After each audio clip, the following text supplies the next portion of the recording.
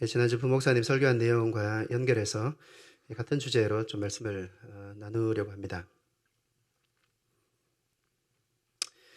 이스라엘 백성은 400년간 이집트에서 종살이를 하다가 모세의 인도로 이집트를 탈출하게 되었습니다. 이집트를 탈출한 후에 목적지였던 가나안 땅으로 바로 가지 않고 대략 3개월의 시간을 걸쳐서 시내산이 있는 시내 광야까지 이들은 이동을 하게 됩니다. 이곳으로 갔던 이유는 하나님께서 이스라엘 백성과 언약을 맺기를 바라셨기 때문입니다. 하나님께서 이스라엘과 맺으시기를 바라셨던 언약의 핵심적인 내용이 있었는데요. 그것은 하나님께서 이스라엘의 하나님이 되시고 또 이스라엘은 하나님의 백성이 되는 것이었습니다. 출애굽기 19장 5절에서 6절에 바로 이 언약의 핵심 내용이 기록이 되어 있습니다. 같이 읽어보겠습니다. 시작. 세계가 다 내게 속하였나니 너희가 내 말을 잘 듣고 내 언약을 지키면 너희는 모든 민족 중에서 내 소유가 되겠고 너희가 내게 대하여 제사장 나라가 되며 너는 이 말을 이스라엘 자손에게 전할지니라. 이 말씀은 이스라엘 백성들이 시내산에 도착하고 모세가 시내산에 올라갔을 때 하나님께서 하신 말씀입니다. 바로 언약의 내용이기도 한 말씀인 것이죠. 이스라엘 백성들은 하나님과 언약을 맺고 하나님의 언약 백성이 되었습니다. 그리고 이 언약 백성이 되었다는 증거로서 하나님의 법, 바로 율법을 받게 되고 대략 1년에 걸쳐서 그 자리에서 성막을 짓게 됩니다. 성막은 하나님께서 하나님께 제사 드리는 목적도 있었지만 사실은 성막은 그것보다 더 중요한 목적이 있었는데요. 바로 하나님의 임재를 상징하는 하나님의 율법을 보관하는 것이 더 중요한 목적이었습니다. 그래서 제일 깊은 곳에 율법을 보관하고 있었다는 것이죠. 율법을 보관하는 것이 가장 중요했다는 것입니다. 오늘 우리가 함께 읽은 이 본문은 성막을 모두 지은 후에 지금까지 모세가 맡아서 행했던 제사장의 역할을 아론과 그의 아들들에게 위임한 후에 얼마 지나지 않아서 벌어졌던 슬프고 당황스러운 일에 대한 기록입니다. 바로 아론과 함께 제사장의 직분을 위임받았던 아론의 네 아들 중에서 첫 번째와 둘째 아들이었던 나답과 아비후가 갑자기 죽는 일이 벌어진 것입니다. 남자만 60만 명이 있었던 출애굽한 이스라엘 백성 중에서 제사장이 된 사람은 5명밖에 없었습니다. 이것은 이렇게 볼 수 있습니다. 이들에게는 말할 수 없는 영광스러운 일이었다고 할 수 있습니다. 60만 중에서 5명이었습니다. 그런데 소임을 시작한 지 얼마 지나지 않아서 죽었는데 도대체 하나님께서 이렇게 중요한 일을 그 많은 사람들 중에 5명에게 맡기셨는데 왜 그 중에 2명을 죽이셨는가? 도대체 그들이 어떠했기 때문에 이러한 일이 벌어졌는가? 그리고 이 말씀은 오늘날 영광스러운 하나님의 자녀가 된 우리에게 어떤 교훈을 주고 있는가? 오늘 말씀을 통해서 함께 상고해 보고자 합니다. 먼저 나답과 아비후가 죽은 이 표면적인 이유를 좀 생각해 보겠습니다. 레위기 10장 1절에서 2절에 나답과 아비후가 죽게 됐던 표면적인 이유가 기록이 되어 있는데요. 같이 한번 읽어보겠습니다. 읽겠습니다. 시작. 아론의 아들 나답과 아비후가 각기 향로를 가져다가 여호와께서 명령하지 아니하신 다른 불을 담아 여호와 앞에 분향하였더니 불이 여호와 앞에서 나와 그들을 삼키매 그들이 여호와 앞에서 죽은지라. 표면적으로 드러나는 이유는 이들이 바로 1절에 기록이 되어 있는데요. 나답과 아비후가 각기 향로를 가져다가 하나님께서 명령하지 아니하신 다른 불을 담아 여호와께 분향했기 때문이다. 이렇게 말씀하고 있습니다. 여기 향로라는 것이 있는데요. 이 향로는 어떤 것이냐면 분향단에 분향할 때 사용할 이 불을 담는 이 불그릇을 말합니다. 불을 담아가는 것이죠. 오늘날로 말하면 이렇게 그 숯 같은 거 몇 개 담아가는 것입니다. 나답과 아비후는 하나님께서 명령하지 않은 다른 불을 이 향로에 담았습니다. 그리고 성소에서 하나님께 분향하려고 했던 것입니다. 이것이 이들이 죽었던 표면적으로 드러나는 이유였습니다. 하나님께서는 시내산에서 이스라엘 백성과 언약을 맺으시고 그들에게 성막을 만들라고 하셨는데요. 이 성막은 크게 세 부분으로 구성이 되어 있었습니다. 성막의 외부는 뜰이라고 불렀습니다. 그리고 성막의 안에 들어가면은 이제 성소, 영어로는 holy place라고 하는데요. 이 성소라는 곳이 있었고, 이 성소를 들어가서 다시 장막을 걷고 들어가면은 이 지성소라는 곳이 있었습니다. 영어로는 most holy place라고 합니다. 가장 그 거룩한 곳이다, 이런 의미가 되는 것이죠. 이 성막의 뜰에는 제물을 태우는 노수로 만든 제단이 있었습니다. 흔히 놋제단이라고도 불립니다. 그리고 노수로 만든 물을 담아두는 물두멍이 있었습니다. 제사를 드리다 보면 물이 많이 필요가 있는데요. 상당히 큰 이 물두멍이 그 뜰에 있었던 것이죠. 그리고 성소에는 불을 밝히는 등잔대와 떡을 진설해 두는 상, 그리고 오늘 문제가 되었던 이 향을 분향하는 분향단이 있었습니다. 그리고 지성소에는 모세가 하나님께로부터 받은 십계명을 새겨놓은 돌판 2개가 들어있는 이 법궤가 있었습니다. 그 외에는 없었습니다. 그리고 하나님께서는 성막에서 사용되는 이 모든 것들이 어떻게 사용되어야 하는지에 대한 규례도 정해두셨고 그것을 말씀해 주셨습니다. 물론 이 분향에 대한 규례도 하나님께서 말씀해 주셨습니다. 출애굽기에 보면 이 분향에 대한 규례가 기록이 되어 있습니다. 출애굽기 30장 7절에서 9절에 바로 이 내용이 기록되어 있는데요. 같이 한번 읽어보겠습니다. 읽겠습니다. 시작. 아론의 아침마다 그 위에 향기로운 향을 사르되 등불을 손질할 때 살을 치며 또 저녁 때 등불을 켤 때에 살을 치니 이 향은 너희가 대대로 여호와 앞에 끊지 못할지며 너희는 그 위에 다른 향을 사르지 말며. 분향에 사용되는 향은 하나님께서 만들라고 하신 그 재료와 방식대로 만든 향만을 사용해야 했습니다. 그리고 아무 때나 분향을 하면 안 되고 정해진 때가 있었는데요. 아침에 등불을 손질할 때 이제 등불을 끄게 됐는데요. 그 등불의 심지를 끄고 또 정리할 때 분향을 하게 했습니다. 그리고 저녁에 저녁 되면 어둡잖아요. 등불을 켤 때 바로 이 성소의 분향단에서 분향을 하게 했던 것이죠. 그럼 오늘 방금 읽은 이 내용에는 기록되어 있지 않지만 분향할 때 향을 태워야 하기 때문에 불이 필요한데요. 이 불은 성막 뜰에 놓여 있는 이 놋제단에서 불을 향로에 담아 가지고 성소 안으로 들어와서 그 불로 분향을 해야만 했습니다. 이것이 바로 하나님께서 분향에 대해서 정하신 규례요 방식이었습니다. 하지만 나답과 아비후는 하나님께 분향할 때 이렇게 말씀합니다. 다른 불을 사용하여 분향했다라고 말씀하고 있습니다. 우리 성경에는 다른 불이라고 번역이 되어 있는데요. 원어를 직역하면 이런 의미입니다. 이상한 불이라는 뜻입니다. 이상한 불. 이상한 거 보면은 이게 뭐야? 이렇게 말하죠. 하나님도 얘들이 분향을 하러 들어온 거예요. 근데 뭐 이상한 걸 들고 온 거예요. 뭐야 이거? 이렇게 말씀하신 거겠죠. 이들은 왜 다른 불을 사용했던 것일까요? 표면적인 이유는 다른 불을 사용했기 때문에 죽었다라고 말씀하는데요.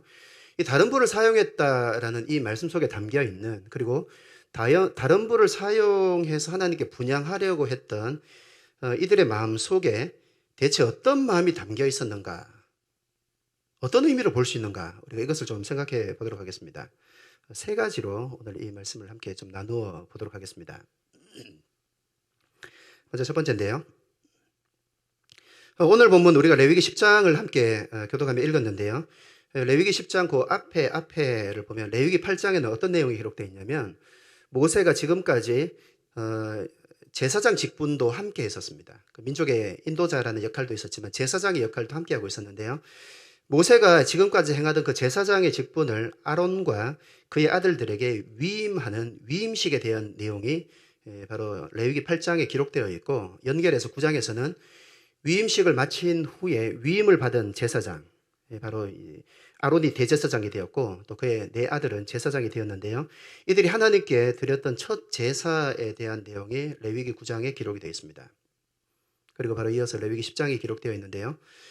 그러니까 지금 우리가 살피고 있는 이 레위기 10장에 나답과 아비후가 죽은 이 사건은 이들이 제사장 직분을 위임받은 후, 그리고 그들의 소임을 실제로 수행을 시작한 후에 며칠 지나지 않았다는 것이죠. 1, 2년 후에 이런 일이 벌어진 것이 아니고 며칠 후에 일이 벌어졌습니다.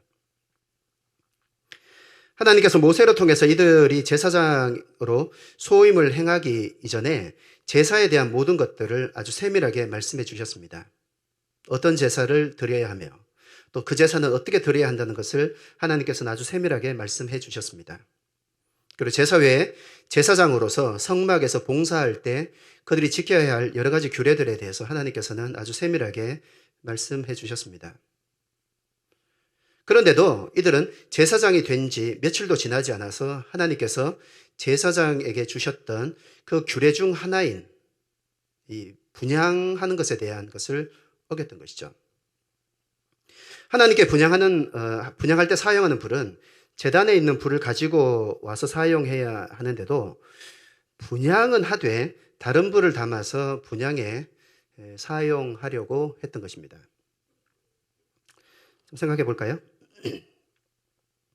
여러분 생각 어떻습니까? 불에도 이런 불 저런 불이 있습니까? 불을 구별할 수가 있어요? 불이면 불이지 서로 차이가 있는 것일까요? 우리 생각에는 별로 차이가 없을 것 같아 보입니다. 그렇죠? 불을 보면서 무슨 불인지 어떻게 알겠어요? 아마 나답과 아비후도 그렇게 생각했던 것 같습니다. 하나님께서 하라고 하신 분향만 잘하면 되지 이 불로 분향하든 저 불로 분향하든 뭔 상관이 있겠는가? 이런 생각을 했던 것 같습니다. 그리고 하나님도 아마 그 차이를 구별하지 못하지 않을까라는 생각을 했던 것 같습니다. 또 설령 아신다고 하더라도 그게 도대체 뭐가 문제가 되겠는가라는 생각을 했을 수 있습니다. 하지만 문제는 하나님께서 정하신 불과 그들이 사용했던 이 두 불의 차이를 정확하게 구분할 수 있는 분이었다는 것입니다. 또한 하나님께서는 분향하는 것도 중요하지만 어떤 불을 사용하느냐 하는 것은 하나님에게 있어서 너무나 중요한 문제였다는 것입니다. 착각한 것이죠. 하나님께서는 분향하려고 하는 나답과 아비후를 죽이심으로 그들의 분향을 막으셨는데요. 이것을 볼 때 하나님에게 있어서는 어떤 불을 사용하느냐 이것은 아주 중요한 문제였다는 것입니다. 5명 중에 2명이 죽었어요. 하나님께서 그 일을 하셨다는 것은 일이 엄청나게 중요한 일이었다는 것이죠. 이 분향하고 있는 신임 제사장들의 모습을 보면서 사람들은 아마 이렇게 생각했을지도 모르겠습니다. 저 나답과 아비후 제사장들은 정해진 시간에 분향을 하고 있구나. 하나님께서 말씀하시는 대로 저들은 잘 순종하고 있구나 라고 보였을지도 모르겠습니다. 그런데 하나님은 그렇게 보지 않았다는 것입니다. 왜 그런 것일까요? 다른 불을 드렸다는 말씀에 담겨있는 내막이 도대체 어떻기 때문에 하나님은 그렇게 보지 않으신 것일까요? 도대체 하나님은 이 다른 불로 분향하려고 했던 이들의 이 모습을, 이 마음을 어떻게 받아들이신 것일까요? 이렇게 설명하면 좀 이해하기가 쉬울 것입니다. 제가 설명을 좀 해보겠습니다. 여러분에게 누가 뭔가를 시킨다고 한번 가정해 봅시다. 시킨 그 일을 하면서 시킨 그 사람을 존중하지 않고 무시할 수 있는 방법이 있다는 것 아십니까? 그 일은 그대로 해요. 하지만 그 사람을 무시해버릴 수 무시해버리는 방법이 있다는 것을 아십니까? 다른 사람이 보기에는 그 일을 참 잘하는구나, 순종을 참 잘하는구나 라고 보이게 하면서도 시킨 사람을 무시하고 과소평가하고 가볍게 여길 수 있는 방법이 있다는 사실을 아십니까? 이렇게 하면 됩니다. 하라고 한 것은 하되 하라고 한 방법대로 하지 않으면 됩니다. 자식을 기르시거나 또 사회에서 어떤 지위를 가지고 계신 분들이라면 아마 이런 경험을 해보셨거나 이 말이 무슨 의미인지를 잘 아실 것입니다. 보통 여러분들이 자식이나 또 밑에 사람들에게 뭔가를 시킬 때 어떻게 시키나요? 이렇게 시킵니다. 무엇을 하시오, 무엇을 해라, 그리고 또 어떻게 해라 이렇게 말하면서 시킵니다. 일반적으로 그렇게 시키죠. 예를 들어 의사나 어떤 법조계나 법조인이나 이런 전문가에게 뭔가를 부탁할 때는 어떻게 해라 이렇게 시키진 않지만 일반적으로 우리가 사람들에게 뭔가를 시킬 때는 이렇게 시킵니다. 무엇을 해라, 어떻게 하라 같이 시킵니다. 자, 여러분들이 이 부모의 입장이고 사회에서 어떤 지위를 갖고 있는 입장이라고 생각해 보십시오. 그리고 여러분들이 그 일을 누군가에게 시켰습니다. 그런데 시켜진 사람이 시킨 일은 하는데 하라고 한 방법대로 하지 않고 자기 방식대로 제 마음대로 하고 있거나 또 완료돼서 내가 원하는 대로 했는 줄 알았는데 나중에 알고 보니까 자기 마음대로 한 거예요. 그것을 여러분들이 알게 되었을 때 어떤 느낌이 들었었나요? 혹은 어떤 느낌이 들까요? 아마 기분이 좋지 않을 것입니다. 어떤 마음이 들겠습니까? 이런 마음이 들 것입니다. 아니, 내가 이것을 하라고 했고 이런 방식으로 하라고 분명히 말을 했는데 다른 방식으로 했네? 이 친구가 나를 무시하나? 나를 가볍게 여기나? 그렇게 하면 내가 모를 거라고 생각했나? 나를 과소평가하는가? 이런 느낌을 받게 되지 않겠어요? 반대로 한번 생각해 봅시다. 여러분의 누군가가 무언가를 시켰습니다. 이것은 이런 방식으로 하십시오라고 분명히 말했습니다. 이것을 하시되 이런 방식으로 하십시오. 만약 여러분들이 그 일을 시킨 사람을 존중한다면 아마 여러분은 이렇게 할 것입니다. 그 일을 할 거예요. 그리고 그 사람이 시킨 방식대로 하려고 노력할 것입니다. 그렇죠? 하지만 여러분들이 시킨 사람을 무시하는 마음이 마음속 깊은 곳에 있다면 또는 시킨 사람의 말을 가볍게 여기고 있다면 여러분들이 어떻게 하든 그 사람이 모를 거라고 그 사람을 과소평가하거나 정말 하기 싫은 것을 해야만 한다면 아마 이렇게 할 겁니다. 하기는 하되 여러분 마음대로 할 것입니다. 그리고 시킨 것을 했지만 시킨 방식이 아닌 다른 방식으로 했다는 것이 들통이 나면 그리고 이제 추궁을 받게 해서 너 왜 내가 이렇게 하라고 했는데 너 그렇게 했냐라는 질문을 받게 되면 아마 이렇게 말할 거예요. 아니 하라고 했는 걸 했는데 뭐가 문제입니까? 라고 항변할 것입니다. 그 사람을 존중하는 마음이 없다는 것이죠. 아마 여러분들이 이렇게 하셨거나 이것을 경험해 본 적도 있을 것입니다. 성경에도 하나님께서 시키신 일은 하기는 했지만 하나님께서 하라고 하신 방식대로 하지 않았던 사람이 있었습니다. 이 사람의 이야기를 하면 말씀드렸던 내용이 뭔지 이해가 될 것입니다. 바로 사울입니다. 하나님께서는 사무엘을 통해서 사울에게 말씀하시기를 아말렉을 쳐서 그들의 모든 소유를 남기지 말고 진멸하라고 말씀하셨습니다. 사울은 하나님께서 하라고 하신 일을 하기 위해서 군대를 이끌고 출정했습니다. 그리고 아말렉을 쳤습니다. 순종한 것이죠. 그런데 사울은 아말렉의 모든 소유를 진멸하지 않고 남겼습니다. 자, 사울은 하나님께서 하라고 하신 일은 했습니다. 하지만 그 방법과 내용은 달랐습니다. 사울이 한 일을 알고 나서 사무엘이 그를 찾아옵니다. 그런데 사울이 했던 말이 바로 이 말입니다. 아까 항변한다고 했는데 바로 이 말입니다. 사무엘상 15장 13절입니다. 같이 한번 읽어볼까요? 읽겠습니다. 시작. 사무엘이 사울에게 이른즉 사울이 그에게 이르되 원하건대 당신은 여호와께 복을 받으소서 내가 여호와의 명령을 행하였나이다 하니 사울의 대답은 이것이었습니다. 나는 하나님의 명령을 행했습니다. 맞습니다. 했습니다. 그런데 사무엘이 사울을 찾아오기 전 하나님께서 사울이 이 일에 대해서 말하는 것과는 완전 다른 관점으로 하나님께서 먼저 말씀하셨다는 것입니다. 바로 사무엘상 15장 11절 이 말씀 바로 전에 그 내용이 기록되어 있는데요. 같이 한번 읽어보겠습니다. 하나님께서 사울의 행동에 대해서 뭐라고 말씀하셨는가? 같이 읽어보겠습니다. 시작. 내가 사울을 왕으로 세운 것을 후회하노니 그가 돌이켜 나를 따르지 아니하며 내 명령을 행하지 아니하였음이니라 하신지라. 사무엘이 근심하여 온 밤을 여호와께 부르짖으니라. 하나님의 말씀 이것입니다. 사울이 나를 따르지 않았다. 내 명령을 행하지 아니하였다. 관점이 완전 다릅니다. 사울은 하나님께서 자신이 한 일과 그의 마음을 모를 것이라고 여겼습니다. 하나님을 과소평가했습니다. 하지만 하나님은 사울이 과소평가할 수 있는, 사울에게 과소평가 받을 수 있는 분이 아니었습니다. 다 알고 계셨습니다. 그가 무엇을 했는지 알고 계셨습니다. 어떻게 했는지도 알고 계셨습니다. 더 중요한 것은 그의 마음에 하나님을 존중하지 않고 하나님을 무시하고 또 하나님의 말씀을 가볍게 여기는 마음을 가지고 있다는 것을 아셨습니다. 하나님을 과소평가하는 것을 하나님은 알고 계셨다는 것이죠. 다 알고 계셨습니다. 그 결과는 사울왕의 패위였습니다. 사랑하는 성도 여러분, 하라고 하는 것을 하는 것 정말 중요합니다. 하지만 하라고 하는 것을 하되 하라고 하신 방식대로 하는 것이 중요합니다. 그렇지 않으면 하나님께서는 우리가 하나님과 하나님의 말씀을 존중하지 않고 무시하고 가볍게 여긴다고 생각하십니다. 이게 하나님의 관점입니다. 그리고 그렇게 해도 하나님은 모를 것이라고 하나님을 과소평가한다고 하나님은 생각하신다는 것입니다. 너 나 과소평가하냐? 너 날 무시하냐? 내가 너에게 뭔데? 하나님 말씀이 이것입니다. 여러분, 나답과 아비후의 문제는 분향을 하지 않은 것이 아니었습니다. 그들은 분향했습니다. 그들의 문제는 다른 불로 분향하려고 했던 것이 문제였습니다. 이것은 그들의 마음속에 하나님을 과소평가하고 하나님의 말씀을 가볍게 여긴 것에서 비롯된 것이라고 할 수 있습니다.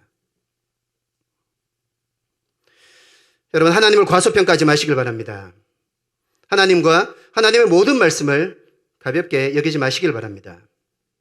이것은 하나님의 사람들에게 있어서 결코 작은 문제가 아닙니다. 이것은 아주 큰 문제였습니다. 사울에게 있어서는 하나님의 말씀을 무시한 것이 그의 왕위의 폐위로 이어졌습니다. 그 수많은 이스라엘 백성 중에 사랑받았던 사람이 바로 사울이었습니다. 첫 번째 왕이었습니다. 그런데 하나님은 그 사람을 폐위시켰습니다. 60만 중에서 5명을 제사장으로 삼았습니다. 그 중에 2명을 죽였습니다. 작은 일이 아니었다는 것입니다.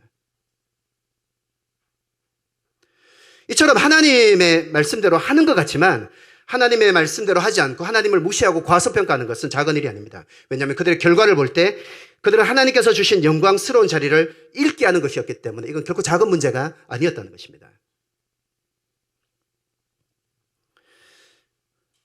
두 번째 이유입니다.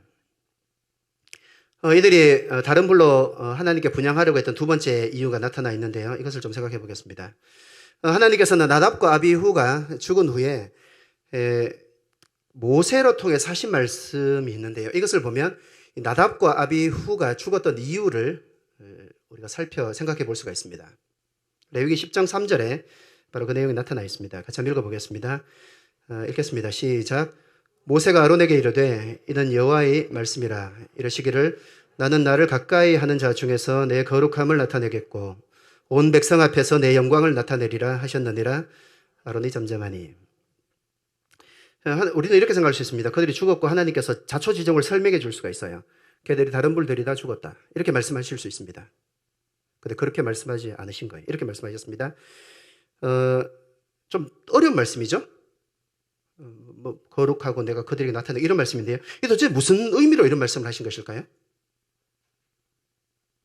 이 말씀의 의미를 살펴보면 하나님께서는 그들이 단순히 다른 불로 드렸기 때문에 죽인 것도 맞지만 그 속에 담겨있는 의도를 하나님은 알고 계셨다는 것입니다. 그리고 하나님께서 원하시는 것이 있었는데 그들이 그것을 하지 않았다는 의미가 됩니다.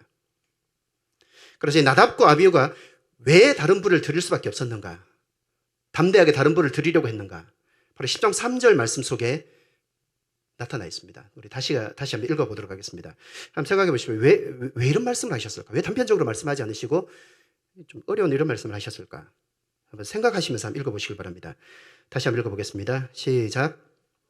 모세가 아론에게 이르되 이는 여호와의 말씀이라. 이르시기를 나는 나를 가까이 하는 자 중에서 내 거룩함을 나타내겠고 온 백성 앞에서 내 영광을 나타내리라 하셨느니라. 아론이 잠잠하니. 나는 나를 가까이 하는 자 중에서 내 거룩함을 나타내겠고 온 백성 앞에서 내 영광을 나타내리라. 이 말씀을 이해하려면 먼저 알아야 할 것이 있는데요. 바로 하나님의 속성입니다. 여기에 나타나 있는 하나님의 속성은 이것입니다. 하나님은 거룩한 분이라는 겁니다. 그리고 하나님은 하나님의 영광을 드러내기를 원하는 분이라는 겁니다. 이게 두 가지 속성이 담겨 있어요. 그것을 전제로 깔아야지 다음 이 말씀을 이해할 수가 있습니다. 그런데 하나님은 이러한 하나님의 속성, 그러니까 거룩한 하나님으로 하나님의 영광을 분명하게 나타내기를 바라시는 곳이 있다는 것이죠. 그것이 어디냐면 하나님을 가까이 하는 자들 중에서 이런 말입니다. 하나님은 거룩한 하나님으로 하나님의 영광을 드러내기를 원한다. 그런데 어디냐면 나를 가까이 섬기는 자들 중에서 이런 말씀입니다. 이 당시 하나님을 가까이서 섬기는 사람들이 누굴까요?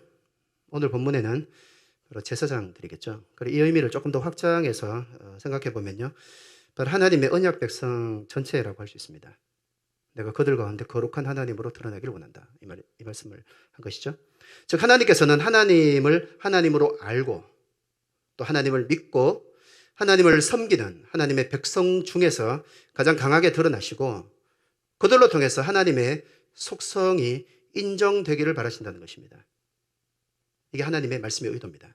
즉 다른 사람이 아니라 하나님의 백성들에게 하나님은 하나님으로 그리고 그들의 왕으로 받으셔야 할 합당한 대우를 받으시기를 바란다는 뜻입니다. 나는 내 백성들에게 그런 대우를 받고 싶었어. 이런 말씀입니다. 이런 말씀을 하신 거예요. 구체적인 방식은 하나님께서 언약 백성들에게 말씀하신 모든 말씀을 가볍게 여기지 않고 지킴을 통해서 이것이 이루어지는 것입니다. 그런데 사실 이것은 나답과 아비후가 죽은 후에 새롭게 말씀하신 내용이 아니었습니다. 아까 제가 이스라엘 백성들이 출애굽에서 시내산에 가서 언약을 맺었다. 그리고 언약의 핵심이 무엇인가를 말씀을 드렸는데요. 이 말씀은 사실 하나님께서 이스라엘과 언약을 맺으셨던 이유였습니다. 이것을 하게 하기 위해서 하나님께서 이스라엘 백성들과 언약을 맺으셨던 것입니다. 사실 제사장만의 문제가 아니라는 거예요. 이스라엘 백성 모두의 문제입니다. 오늘날은 믿는 우리에 대한 이야기이기도 한 것이죠. 자, 복잡하게 말씀을 드렸는데 간단하게 말하면 이것입니다. 하나님께서 하신 이 말씀의 의미는 너희가 나와 언약을 맺음으로 너희는 이런 존재가 되었다는 것입니다. 너희는 이런 존재가 되었다는 것입니다. 하나님을 섬기는 제사장과 하나님의 백성들의 변화된 존재와 신분에 대해서 말씀하고자 하는 것입니다. 그들은 다른 불들이 다 죽었다. 이렇게 말씀하는 것이 아니고 그들은 변화된 신분이었는데 그걸 몰랐다는 것입니다. 하나님께서 말씀하신 의도는 바로 이런 의도였습니다. 레위기 11장 45절 같이 한번 읽어볼까요? 이게 하나님께서 이스라엘 백성들이 원하셨던 겁니다. 읽겠습니다. 시작. 나는 너희의 하나님이 되려고 너희를 애굽 땅에서 인도하여 낸 여호와라. 내가 거룩하니 너희도 거룩할지어다. 하나님께서 이스라엘과 언약을 맺으신 이유와 내용은 하나님께서 이스라엘의 하나님이 되시고 또 이스라엘은 거룩하게 되는 것, 바로 거룩한 하나님의 백성이 되는 것입니다. 이것이 바로 하나님께서 언약을 맺으셨던 이유였습니다. 여기서 중요한 단어는 거룩이라는 단어인데요.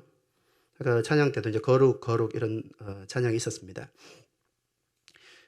기독교 인들 중에서 가장 오해되는 단어 중에 하나가 거룩이라는 단어입니다. 거룩은 흔히 구별되었다라는 의미로 이해하실 텐데요. 그 내막을 아마 잘 오해하시는 분들이 많이 계신 것 같은데요. 흔히 거룩이라는 단어를 말하면 도덕적인 개념으로 이해를 하시는 분들이 많습니다. 하지만 거룩이라는 말은 실은 도덕적인 개념이 아닙니다.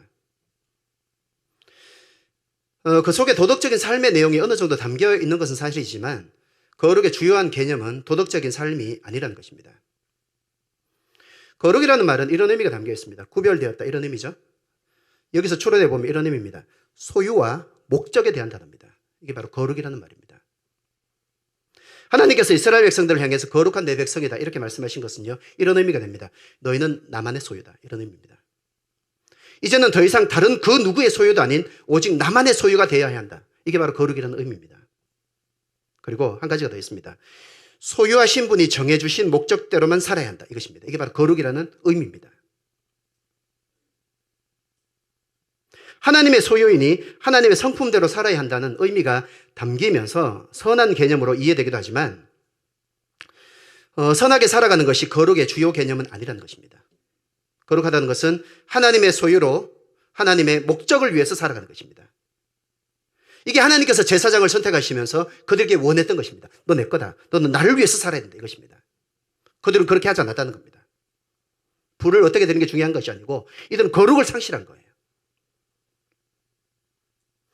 나답과 아비후가 죽은 것은 겉으로는 다른 불을 가지고 하나님께 분향하려고 한 것이지만 좀 더 근본적으로 이들이 그렇게 하려고 했고 또 그들이 다른 불을 들여서라도 하나님께 분향할 수가 있다고 여겼던 이유가 있었는데요. 바로 이것입니다. 이들은 자신이 더 이상 예전의 자신이 아니라는 것을 잊고 있었기 때문입니다. 하나님 그 사실을 간파하셨습니다. 이들은 제사장이 된 자신들이 하나님을 위해서만 존재하는 거룩한 자라는 사실을 잊었거나 가볍게 여기고 있었다는 것입니다. 그래서 하나님은 다른 불들이 다 죽었다 이렇게 말하는 것이 아니라 그들은 거룩하지 않았다 이것입니다.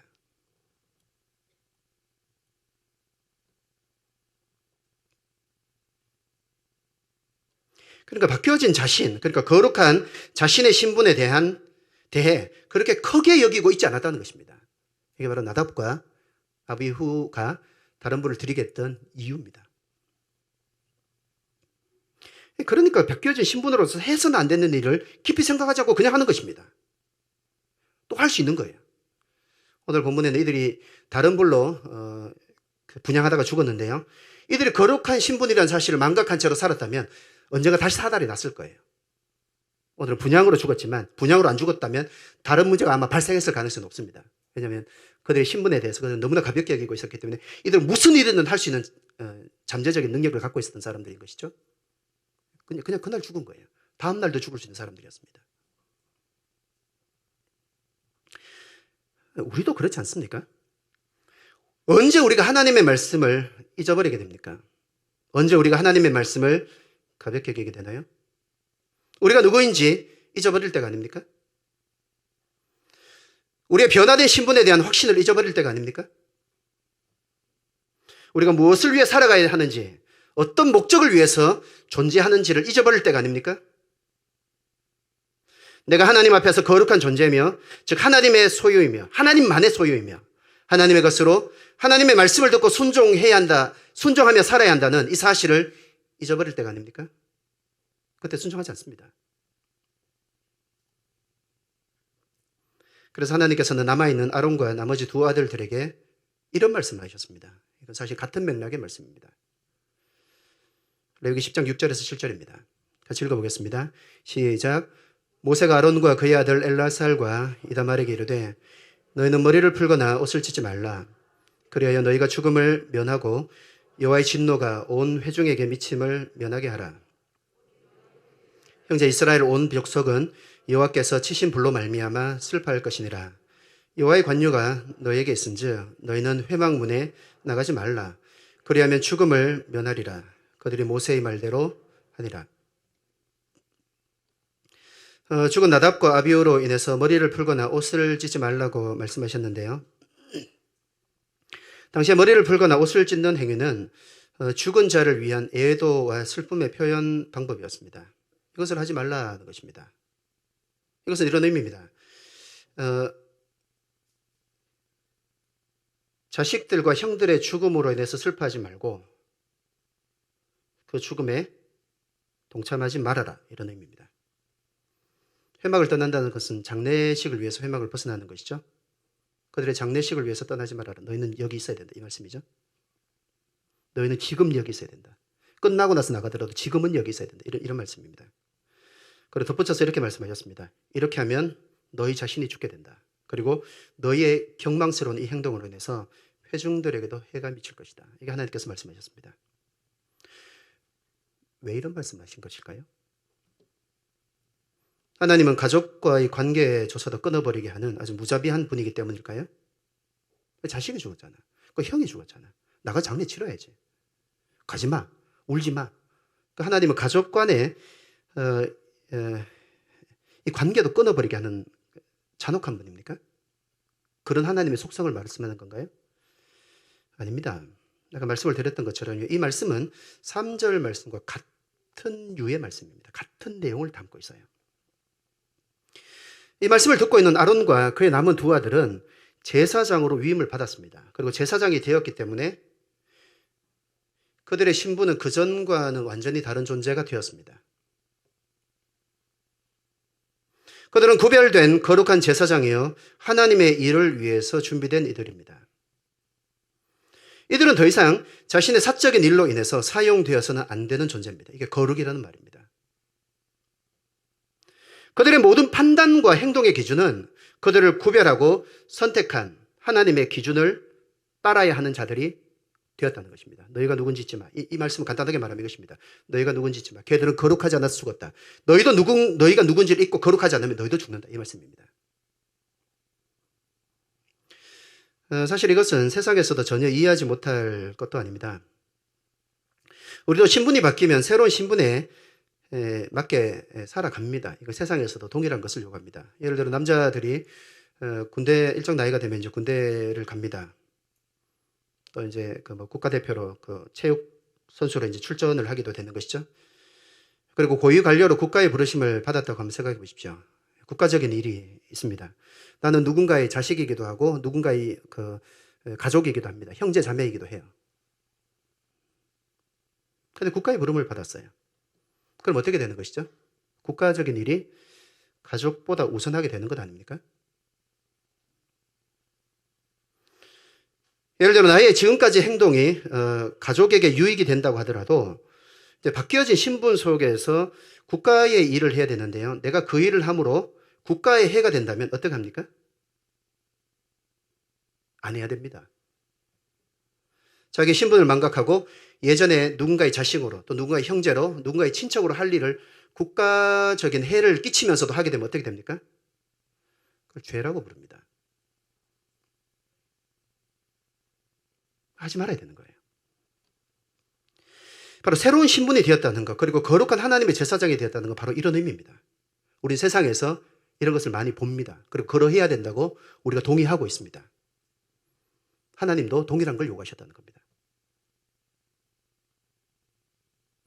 비록 아론에게는 자식들의 죽음이요, 또 아론의 나머지 두 아들에게는 형들의 죽음이지만 그들의 바뀌어진 신분, 하나님의 제사장이라는 신분으로 이 죽은 나답과 아비후를 볼 때 이들은 어떤 사람이냐면 하나님 앞에서 자신들의 존재와 목적을 망각한 자들일 뿐입니다. 마음 아프지만 이것이 사실입니다. 그래서 아론과 남은 두 아들이 나답과 아비후의 죽음에 동참하고 슬퍼한다는 것은 하나님 보시기에 이런 의미를 받아들이시는 거예요.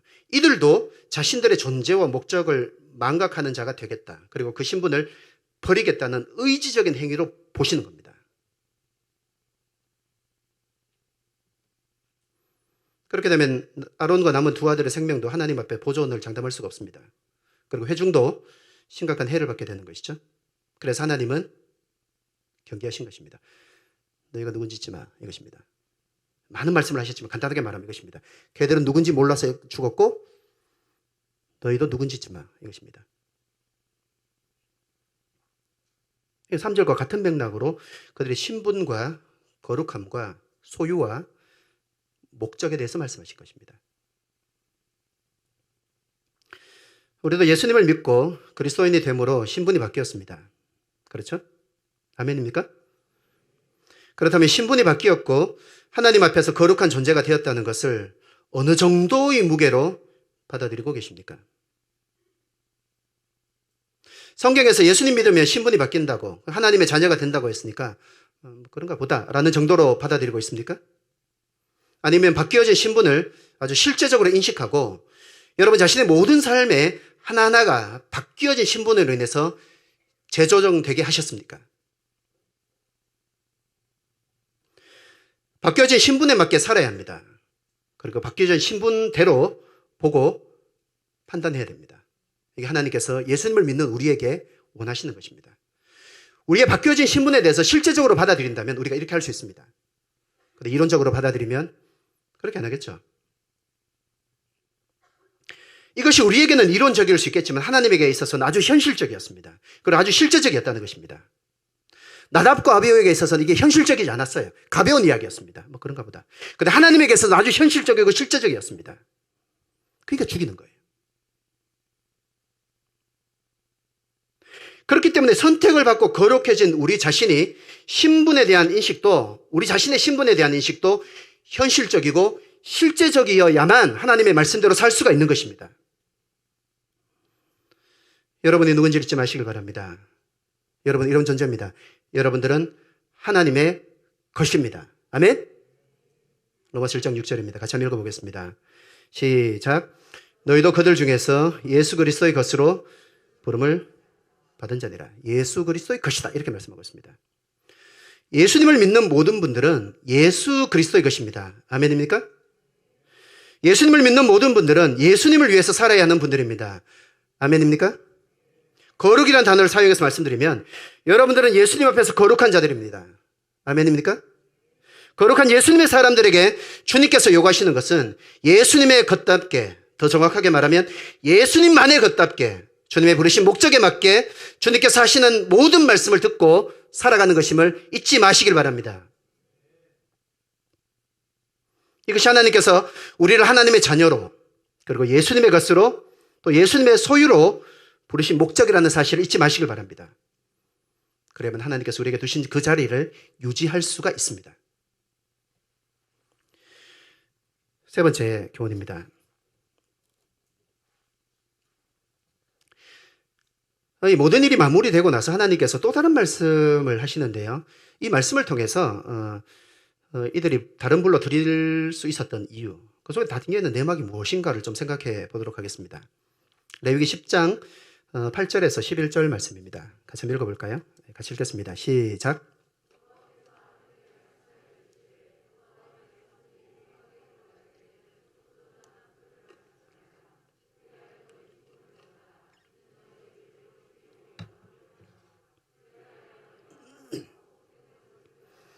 부정한 것과 정한 것을 분별하고 또 나 여호와가 모세를 통하여 모든 규례를 이스라엘 자손에게 가르치리라.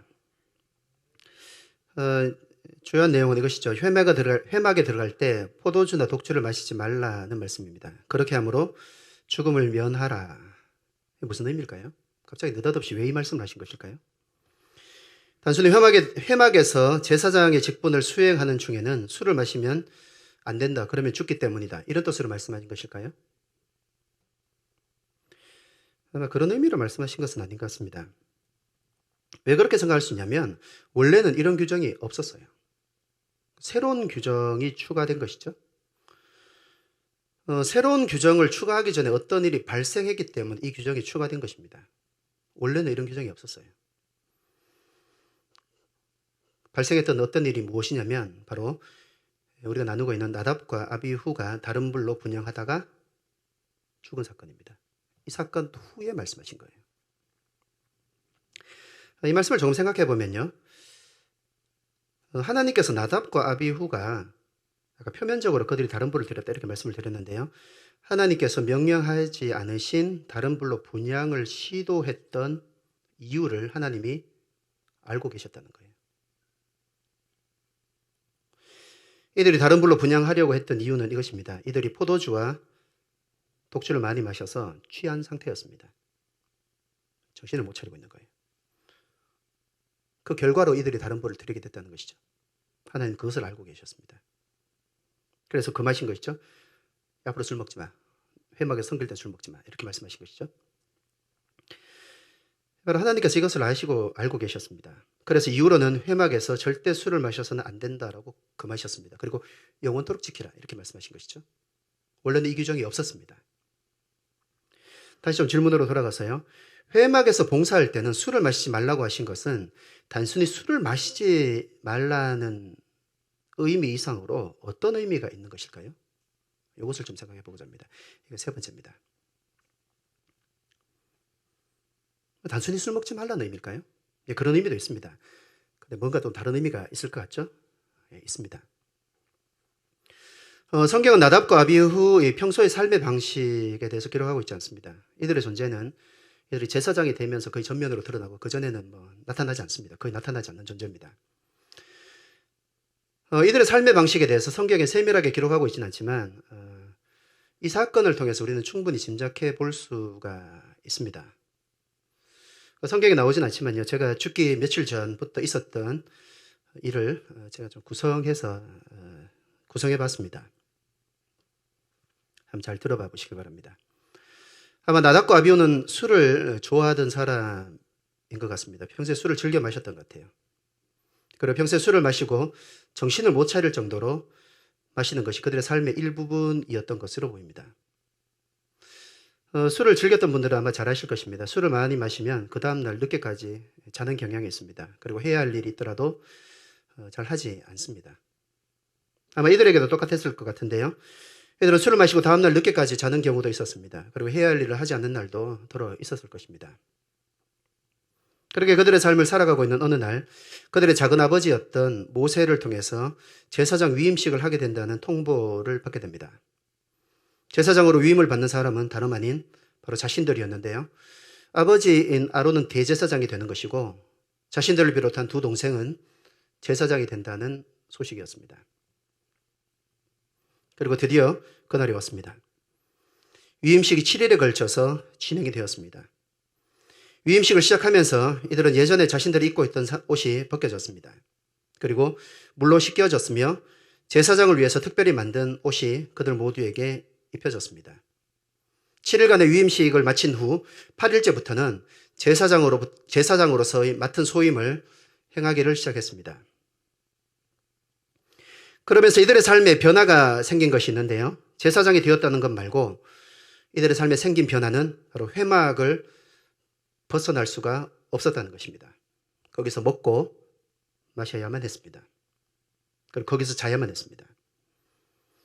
아마 이들은 평소 습관대로 술을 먹고 싶었을 것입니다. 그런데 회막에 있으니 술을 구할 수도 없으니 먹을 수도 없었을 것입니다. 아마 이들의 마음속에 하루 이틀 지나면서 이런 마음이 들었을지도 모르겠습니다. 이럴 줄 알았으면 미리 술을 좀 숨겨가지고 들어올 걸. 이런 마음도 있었을지도 모르겠습니다. 후회와 아쉬움으로 며칠간은 술을 마시지 않고 참을 수 있었지만 회막에 머무는 시간이 생각보다 길어지면서 도저히 참을 수가 없었을 것이고 어떤 통로로 통해서 술을 드디어 구했을 것입니다. 아마 아는 사람이나 평소 술 친구를 통해서 회막 안으로 밀반입했을 가능성이 높습니다. 그리고 밀반입한 술을 밤새 마셨을 것입니다. 아침이 됐습니다. 분향해야 될 시간이 됐습니다. 아직 술이 덜 깼습니다. 덜 깬 몸으로 분향을 하러 어기적 이동합니다.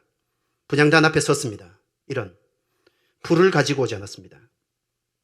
하나님의 말씀대로면 바깥 제단까지 나가서 그 향로에 불을 담아 가지고 와야 했지만 그리 먼 거리는 아니었지만 술이 덜 깬 몸으로 비틀거리면서 번제단까지 가는 것이 번거로웠을 것입니다.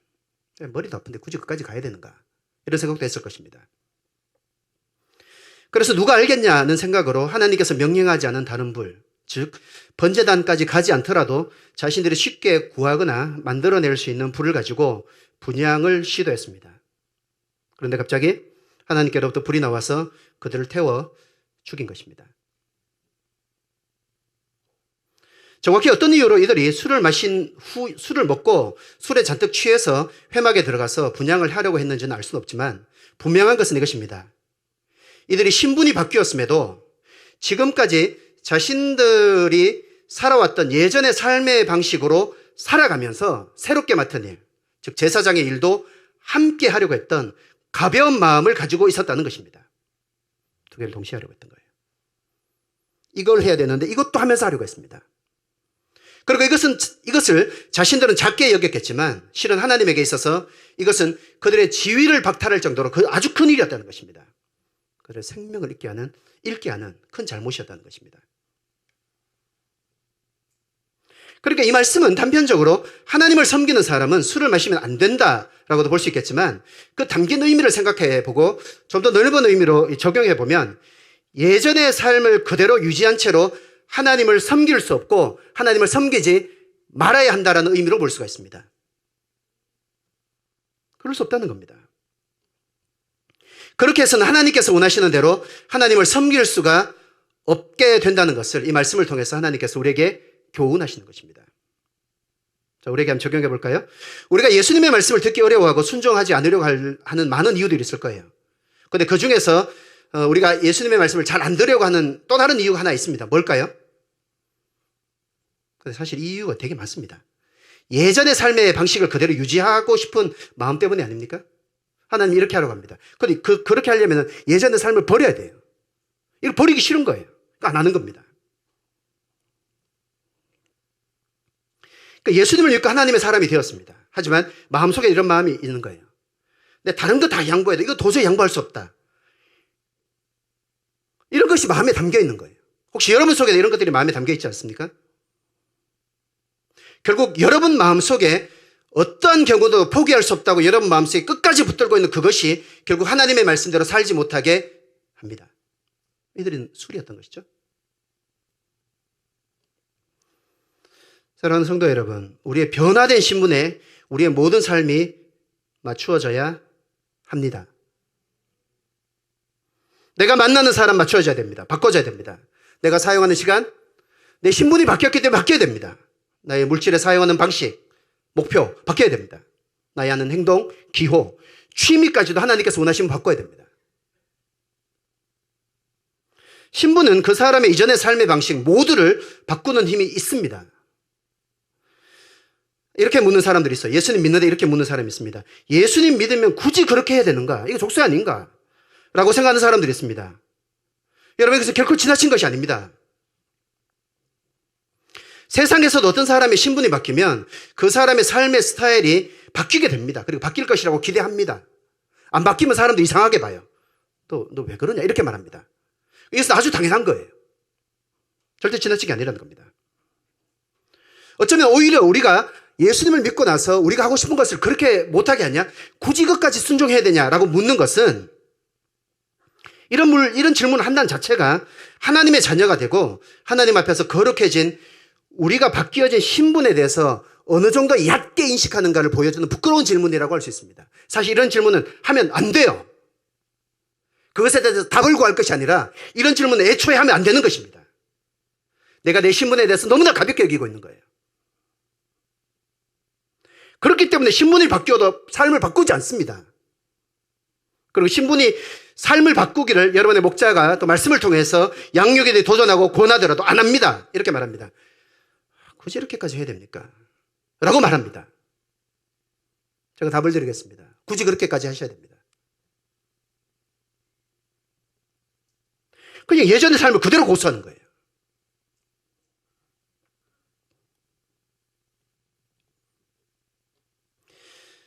예수님을 믿고 하나님의 자녀라는 신분이 하나가 추가됐다고 생각하는 것입니다.